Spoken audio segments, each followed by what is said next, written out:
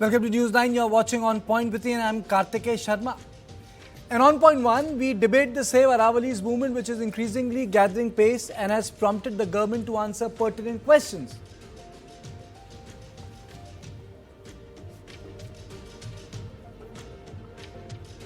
On point 2, Bangladesh is being ruled by extremists committing genocide of Hindus in broad daylight. Can New Delhi replicate its approach with Kabul and Dhaka?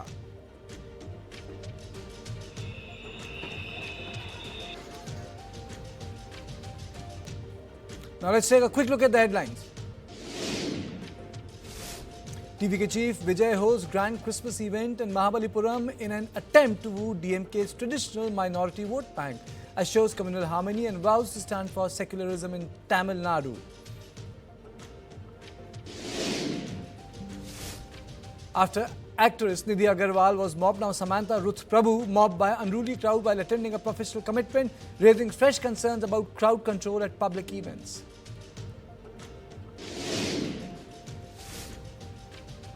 Shocking 16-second video of violence emerges from a top hospital in Shimla. Doctor seen repeatedly thrashing patient seen kicking doctor.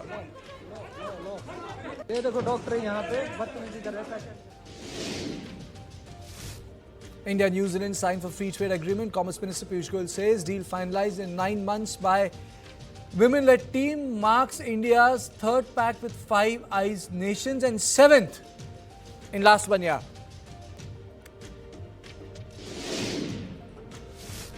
Kashmir witnesses first snowfall of the season. Gulmarg covered in blanket of snow.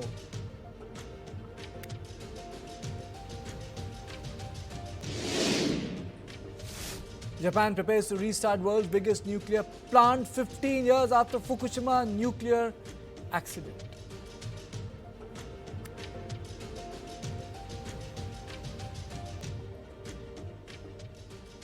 On November 20th, the Supreme Court adopted a new definition of what comprises the Aravalli mountain range. It ordered that only landform rising 100 meters or above the local terrain will now qualify as Aravalli. Environmentalists are warning that the vast swaths of Aravallis could be left unprotected, directly posing a threat to food security and water security. They warn that up to 90% of the Aravalli's range could be left unprotected, and increased mining and real estate grabbing could wreak ecological havoc. Risks also include increased desertification amid soaring pollution in the region and crippled groundwater recharge amid water security. Experts have said that the order ignores ecological value of the range. Meanwhile, the Union Environment Minister Bhupendra Yadav has responded by saying that 90% of Aravalli area is protected as there won't be any mining in more than 0.19% of the area. He said that no new mines have opened even in the 0.19% permitted area. He argues that the Supreme Court's revised definition has been given in order to stop illegal mining and that the review of the new definition is still pending. Any new mining will follow a scientific plan. He says that the Indian Council of Forestry Research and Education will be involved in decision. He said that defining the area would ensure strict compliance. He also assured that the centre is committed to ensuring green range and the government has been appreciated by the Apex Court for its Green Aravalli Wall movement. Top से धरातल तक, और धरातल में भी उस landform जिस format में है वहाँ का मिनिमम लोएस्ट एरिया है, उस लैंडफॉर्म जिसमें वो सिचुएटेड है, वो अरावली पर्वत और अरावली रेंज का अर्थ है उसके 500 मीटर के अंतर्गत। कई लोग कई तरह की बातें कह रहे हैं, कुछ हमारे वरिष्ठ नेता लोग भी भ्रामक ट्वीट कर रहे हैं।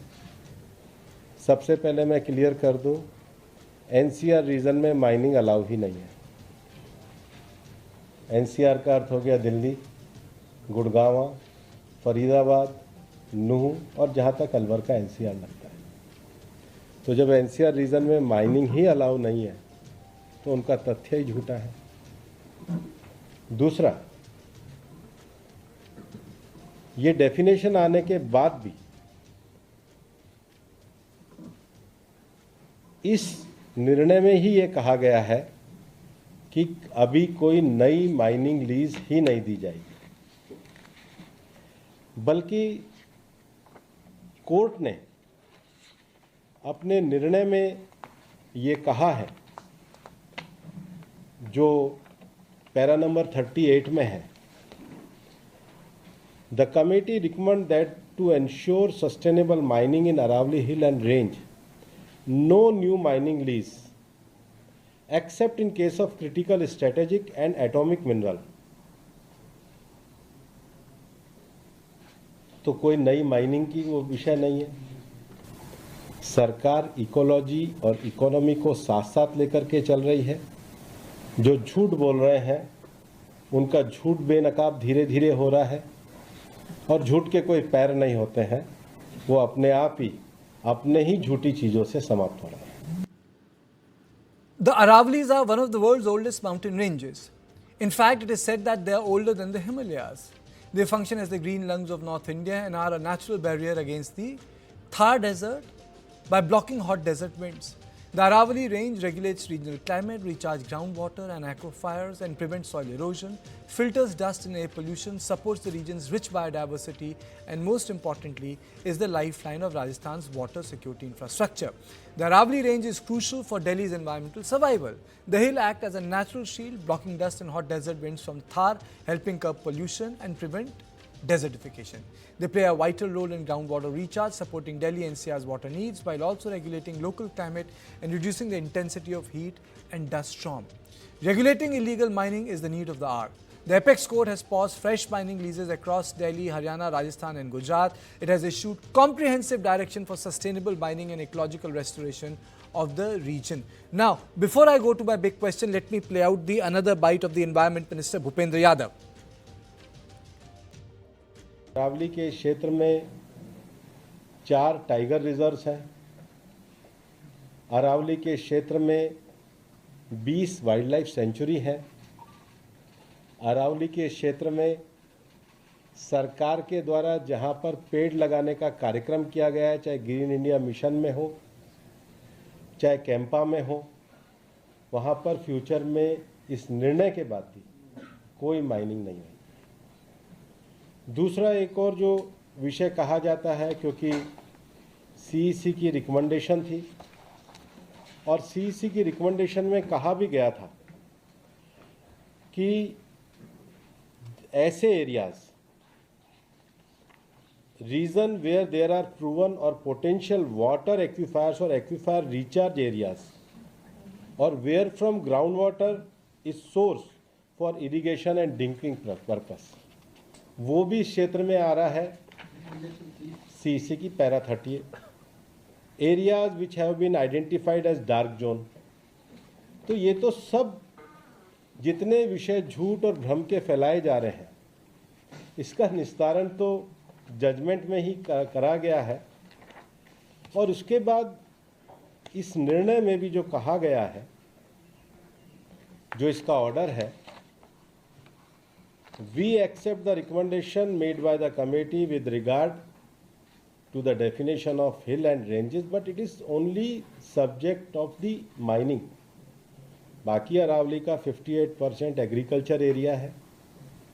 अरावली में लगभग 11% वुडेड एरिया है। अरावली में मैं थोड़ा ऊपर नीचे हो सकता हूँ, लेकिन 6-7% रेजिडेंशियल एरिया। सिटीज़ इसी में बसे हुए हैं। Now the big question is, how do we save Aravallis? Is development getting better of the environment? And how does one control unregulated quarrying? But before that, the bigger issue is Aravalli in danger? Are the changes so substantial? And what is the controversy about the row which has erupted? On this issue, I am joined by Somajit Bhar, Assistant Professor, School of Liberal Studies, BML, Munjal University, Devan Singh, Environmentalist, and Bhavrin Khandari, Environmental Activist. Thank you, all of you. Let me straight away go to Somajit Bhar. My first question to you is, what is at the heart of this issue? Let's put that on table for our viewers, sir. Thank you. Yeah, thank you for the invitation. So the main issue, if I may say, is that we had seeing a bureaucratic eraser in terms of defining that hill will not be counted as quote unquote hill in government records, and thereafter is I would say is a landmark judgment in that sense, which as we haven't seen similar things, especially related to the environmental, amenities and environmental aspects.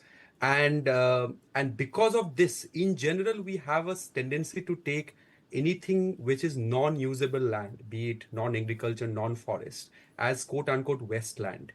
And in this case, what is going to happen is that if we define something as not hills, they lose their status and therefore they get categorized as wasteland. And wasteland needs to be quote unquote developed for human use. And therefore, all of, as you know, almost close to 90% of Aravalli falls within that whatever 100-meter limit.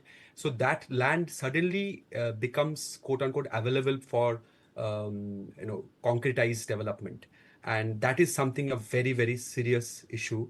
And we know that Aravalli is the main source through is the water recharge in the Delhi NCR and the allied regions happens. So along with water recharge, there are many other benefits, some of which already you have mentioned. So yeah, I would keep my input into this right now. Okay, let me go across to Divan Singh, sir.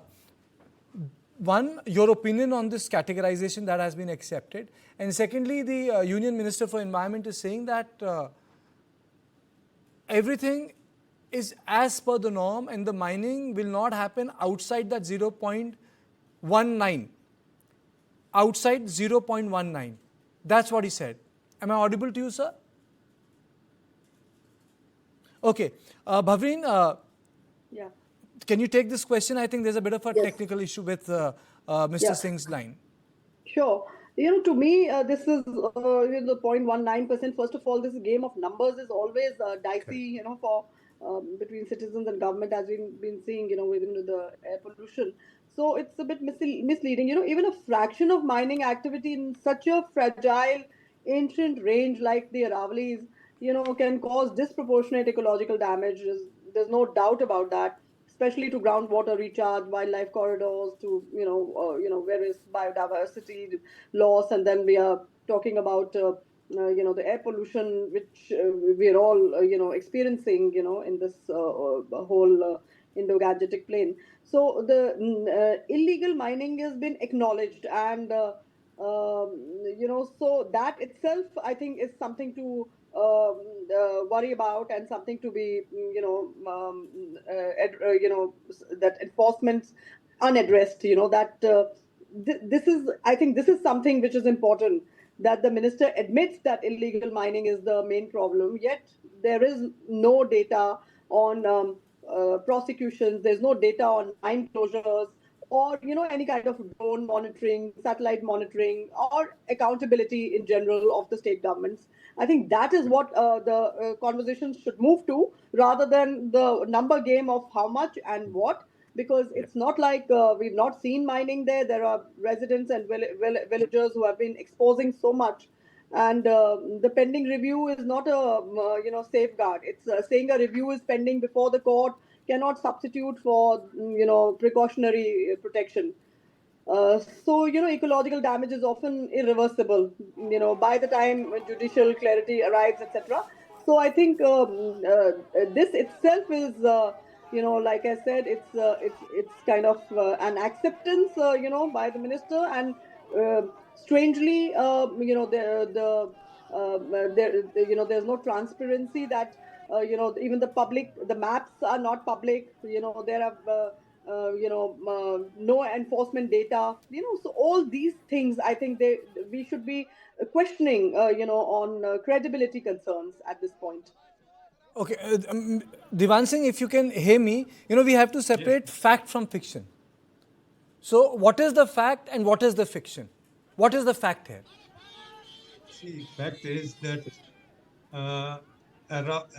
let's look at Delhi first, because Okay. I'm based in Delhi, and we first raised a movement called Rich Bachao Andolan in Delhi in the year 2004-5, and before that, Citizens for Preservation of Quarries and Lakes Wilderness.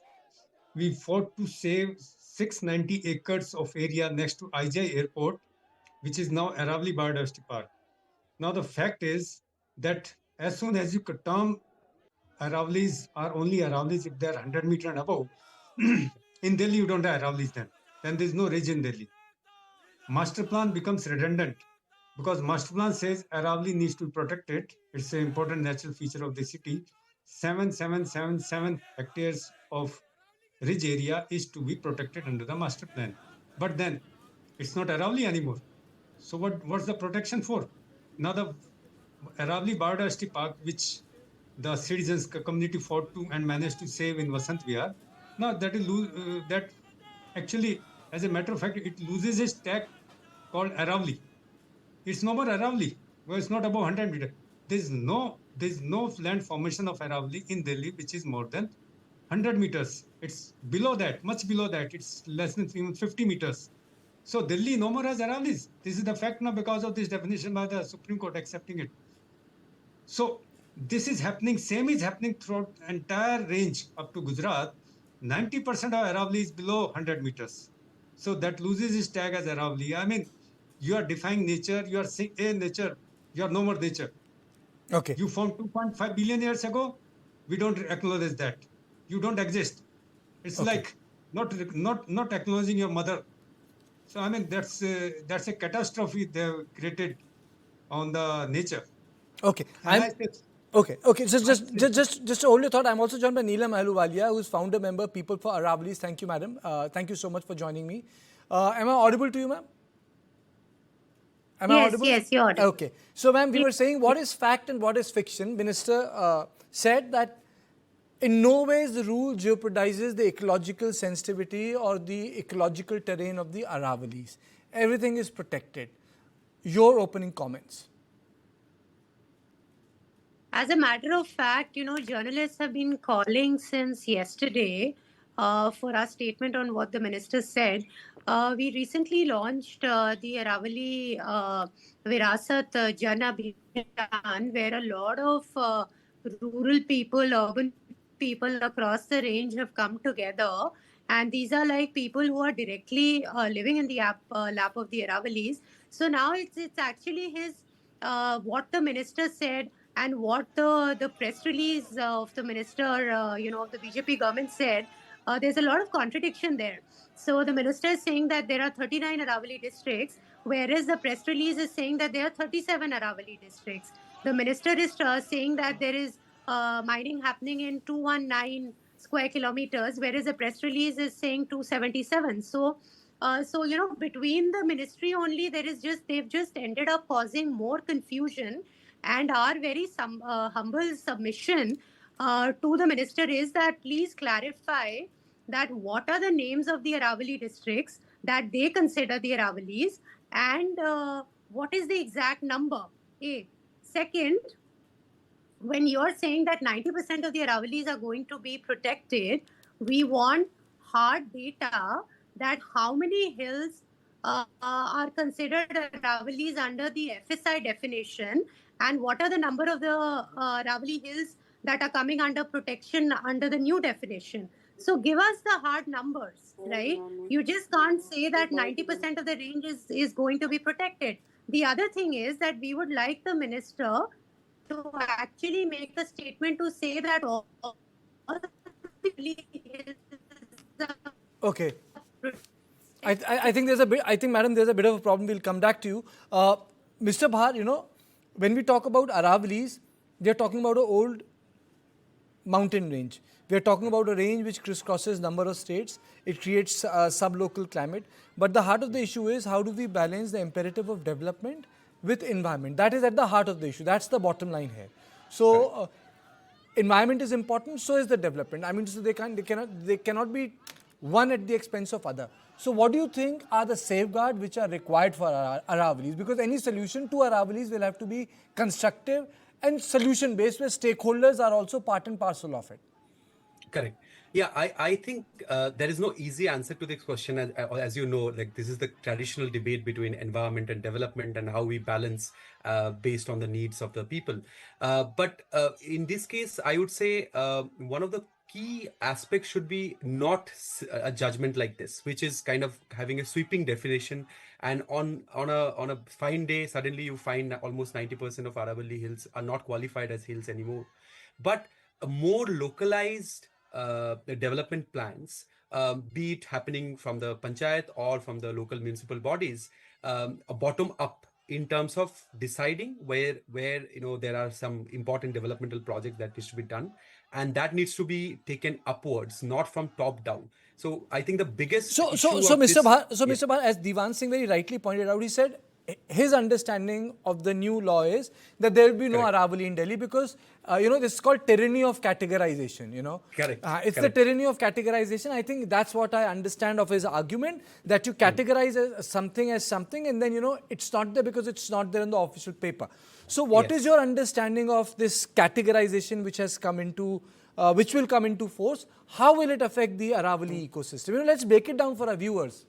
Correct. So I think once this categorization changes, just try to understand, in all government records, suddenly a hill which was categorized as hill will not remain anymore.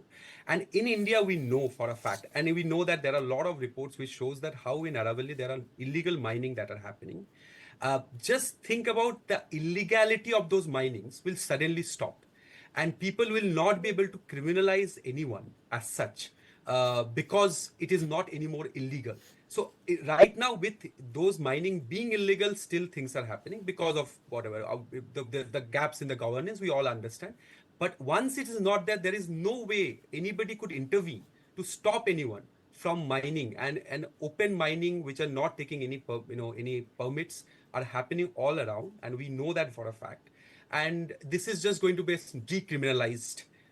In that sense, which is a huge step. I have a different position, Bhavrin, because when it comes to illegal sand mining and Correct. illegal quarrying, this is the most powerful and the dangerous mafia in North India. Police officers are bulldozed to death when they are trying to prevent sand mining. Koi bachta hi nahi hai, they are killed. Koi basta nahi. The quarrying or the illegal mining is the most dangerous aspect. The police and the officers, they are killed by this mafia. I don't think writing a law can take care of illegal quarrying. It requires a different sort of a deterrence, Bhavri. Correct. Yes, Sorry, sir. Please go ahead. No, please go ahead. It's Okay, fine. Swamiji, if you wanted to comment. My only point is this, that with the current mafia, as you rightly mentioned, with the legal protection, police is not able to intervene. Without the legal protection, when suddenly it is written off and these are not anymore hills, how they are going to at all stop? It cannot be stopped. Technically, it cannot be stopped. That is what the moot point. And therefore, it will get completely decriminalized in that sense. And therefore, it will happen in much higher rate, which we cannot simply imagine. Okay. And it's a classic example of collective action failure, which we will see. Yeah. Okay. Mr. Singh, the moot point of the minister, which I understood, he's saying that misinformation is being spread, one. Mr. Divan Singh, misinformation is being spread. Second thing he said, people are twisting the facts. See, people also know to read between the lines. People are not just fools. They can't understand what they're talking about. So people know it, that if you are only categorizing only 10% of Aravalli as Aravallis, then what for are you doing it? What was the need to do this? So once we go into understanding if there is some need, then the need is to open it for some real estate development, to open it to legalize the farmhouses being constructed all over the Aravallis, and also for mining. And just now, sometime back, we were all discussing about the mining thing. The mining legal permits are for a small area, for a small patch, but illegal mining happens all around it, taking advantage of the legal permit. And this illegal mining doesn't happen like you're saying that the police officers are killed by the mining mafia. The mining mafia doesn't operate on its own. They are completely connected from local official to the top minister. That's how they operate. Yeah. So the police officer, if there's an honest police officer and he gets killed or he gets hurt during his efforts to stop the illegal mining, that means he's one odd police officer who didn't follow the diktat of the entire system that is trying to permit illegal mining in the area. So it's not the mafia. It's mafia lies in the government. Illegal miners cannot do anything if mafia doesn't exist in the government. Okay. So we must understand this. So they are trying to permit this illegal mining, and they are trying to legalize it, decriminalize it for the entire region, so that one can have free hand. I mean, as I said, can you disown your mother? This is what the government is trying to do. They are trying to disown their mother nature. Aravalli, one of the ticker that's going on in your news was Aravalli is 2.8 billion years old. Aravalli, it's 2.4, 2.8, whatever it is. It is 40 times older than the Himalayas. Correct. I mean, Himalayas is 5.5 crore years old and Aravalli is 240 crore year old. Just imagine the amount of biodiversity, rich biodiversity it has from the old times, ancient times. Just imagine how much it may be having in comparison to, like I've been working in this area and I find that the biodiversity is much richer than what you see in Himalayas. So it is the last refuge of biodiversity for Northwest India, because entire Northwest India has been agricultured except for the Aravallis, because these are hills, and it is the sanctuary for pure Okay. water, mineral So, water. okay. So let me come down to the conclusion very quickly, Mr. Khandari. So, what will be the consequence of the decision from your perspective as an environmentalist, madam? So I'll just continue to what Devan saying, that the minister, what I said initially, admits to illegal mining is the main problem, yet offers no data on prosecutions. There's no mine closures. There's no satellite or drone monitoring or any kind of accountability. So obviously that itself is shows clearly there is no intent. And then something like this, when you're opening a whole new Pandora's box, there is a definitely it's disastrous. And what Okay. worse can it be that our cities and the northern belt will be choking? I think there is nothing else. People have just said it. It's so wonderful to see how everyone has joined hands, citizens and media and all the experts together have shown it so clearly that so anyway, this whole thing needs a huge amount of precaution, transparency, and Okay, enforcement. let me be the devil's advocate here, and let me before I close the show, let me go to Neelam Ahluwalia. Madam, a lot of people say that environmentalists also take up causes which slows down the development work. And Sardar Sarovar controversy was one big controversy which lasted for 25 years. And we all know what happened in the end. My question is very simple. Where is the balance between environment and development to you, since you are the founding member of the People for Aravallis? Development at the cost of our natural resources, development at the cost of our lifeline for air and water is not development. All right? We have traveled throughout the Aravalli range. The range is bleeding. Our rivers have dried up. Our water bodies have dried up. Our groundwater level in the entire Aravalli belt has gone down to 1,000 feet, 1,500 feet, 2,000 feet. I am sorry, that is not development. And what are you mining for? You are taking out that stone to make buildings and to make roads. That is not development. Why are we not looking at alternative building materials? In Haryana alone, because of the policy decision of the government to open up all the hills for mining, the Aravallis have finished in 2 districts out of 7. Is that development? Is that good policy? Is that good governance? For the last 7 years, we have been campaigning for the Aravallis. We've raised issues of illegal mining. We've been asking the government to fly drones to even catch illegal miners. They are not even doing that. So what development are we talking about? Okay. We need to, whatever is left of the Aravallis, Okay. we need absolute protection for that. Okay. We don't need any more development in the Aravallis. Okay. Okay. Thank you all of you. Thank you all of you for this conversation. And I think Devan Singh made the most pertinent point that if this definition is implemented in Delhi, maybe the ridge will not qualify, or the areas which are qualified as Aravalli in the master plan will disappear. So this was all I had on point 1. Up next, we are asking, can New Delhi maneuver Kabul and Taliban? The same can be achieved with Dhaka under the extremist Yunus regime.